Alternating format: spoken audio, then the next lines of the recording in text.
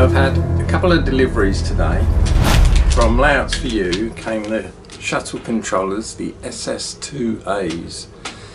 Layouts for You have a website, you can order these from them. They're made by a company called Block Signalling. Now I find these particularly good. They're analogue, cost about £23 each, under 25 in 2018 prices anyhow. DC shuttle with acceleration, it's analogue.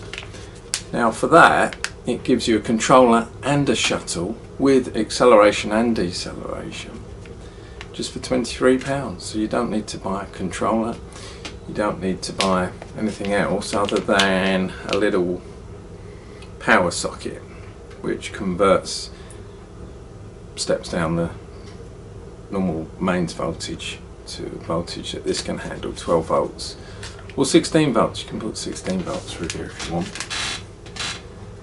So that is a really nice thing, and I've got two of those, one for each track, which means they're controlled independently. You could connect two wires from the controller onto two tracks and have one set of wires turn around the other way, and they have two trains zigzagging opposite ways like that, but they would of course go at the same time. The advantage of having two separate controllers is they're completely independent, so I can adjust the timing on here as well as the maximum speed and make it individual for each locomotive. So what locomotives have I got? These. Parcel came today. Now I could make an end gauge layout for World War I, and that would be quite expensive because the locomotives are over £100, and then you've got to buy the rolling stock for that. So instead I'm choosing a cheaper alternative. I'm using some Caledonian bells, and I'm going to convert these. Now these cost me about £20 each, £25 each, something like that. They're very inexpensive. I can convert those, get some Fox transfers to make them into ROD, Railway Operating Division locomotives, and then that's an inexpensive way of getting a couple of locomotives. And I've already got a couple of wagons, and I bought these wagons for about a £5 each. So for about, I don't know, £60 or less, I'll have all of my rolling stock, two trains. It's just a cheaper way of creating a World War I layout rather than using a narrow gauge method. Nothing wrong with that. If you can afford to do that, why not? And then you can model the track going down to the front, because in the First World War the sort of railway I'm modelling, standard gauge, was about 10 miles from the front. So you're modelling that sort of area, i.e. no trenches, I guess. Whereas if you're modelling at the front where the trenches are, then you can have a narrow gauge railway running round there.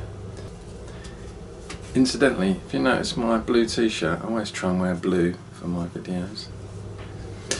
This I like. This is the bridge. It's now been dry brushed to pick up the highlights with a brown and black wash of paint to pick up the low lights. That's now ready to go on the layout after the spraying.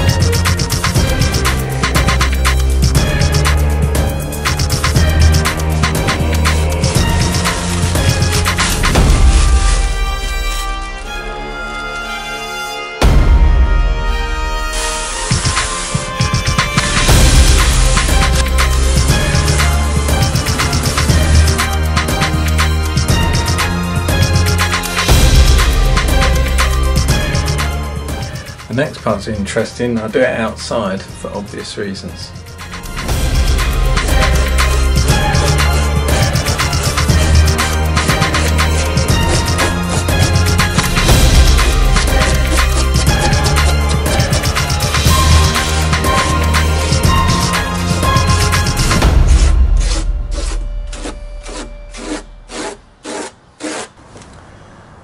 building the model on foam board so I can cut into it and sink this bridge into the model.